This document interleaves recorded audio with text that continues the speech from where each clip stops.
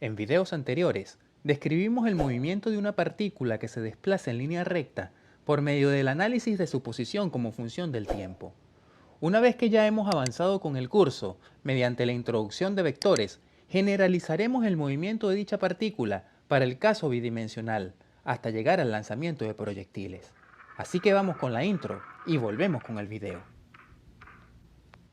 De las definiciones introducidas para el movimiento unidimensional, tenemos tres cantidades básicas a recordar en cinemática: el desplazamiento, la velocidad y la aceleración, todas ellas dependientes de la posición, el tiempo o ambas inclusive.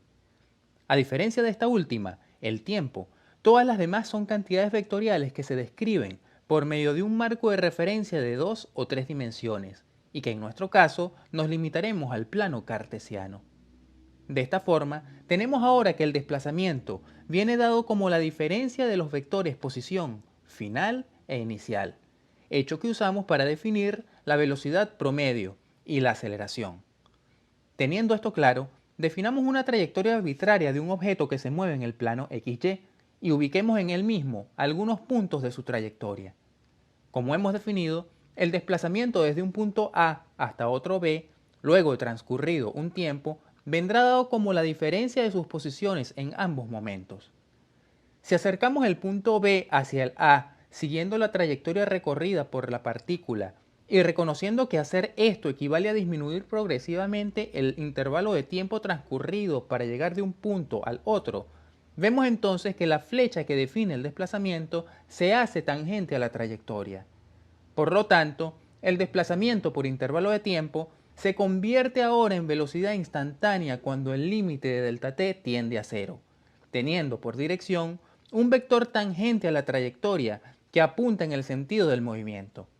La magnitud de este vector, velocidad instantánea, se define a su vez como rapidez, lo cual no debemos confundir con rapidez promedio, que toma en cuenta la distancia total recorrida como se explicó para el caso unidimensional.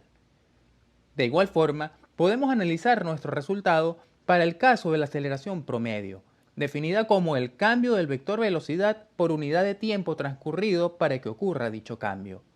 Por lo tanto, por analogía, la aceleración instantánea vendrá dada como la aceleración promedio cuando ΔT tiende a cero.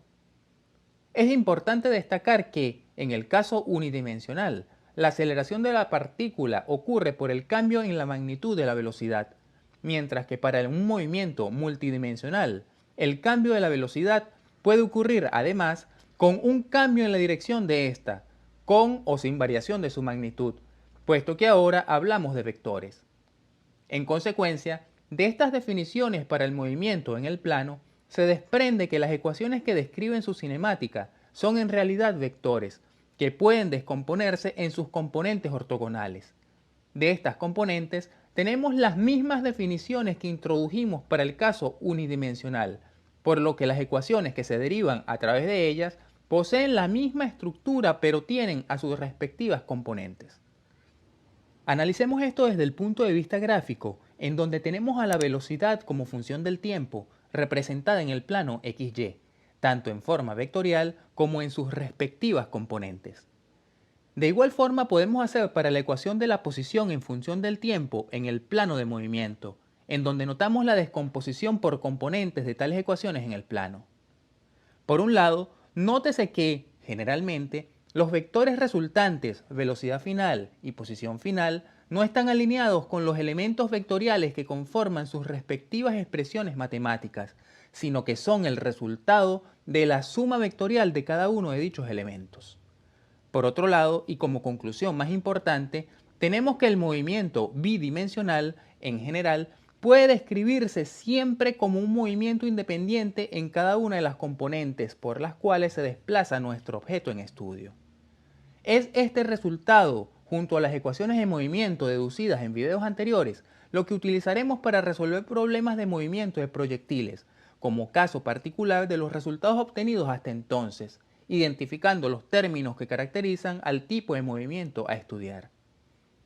Pero hagamos un pequeño pero ilustrativo ejemplo. Supongamos que un objeto se mueve desde el origen de un sistema de coordenadas con una componente x de la velocidad igual a 20 metros por segundo y una componente y igual a menos 15. Dicho objeto que modelaremos como una partícula mantiene además una componente x de la aceleración, equivalente a 4 metros por segundo al cuadrado. Con base en esta información, nos piden determinar las componentes de la posición y velocidad del objeto para cualquier valor de t, así como los vectores posición y velocidad final. Basándonos en el hecho de que el movimiento bidimensional lo podemos modelar por el movimiento independiente de cada una de sus componentes, escribimos las ecuaciones cinemáticas respectivas para cada uno de los ejes, por lo que el problema se reduce a sustituir valores que tenemos del enunciado.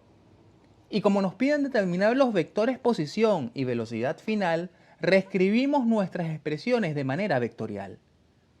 Utilizando las ecuaciones obtenidas por componentes, podemos obtener una expresión matemática que describa la trayectoria de la partícula por el plano XY.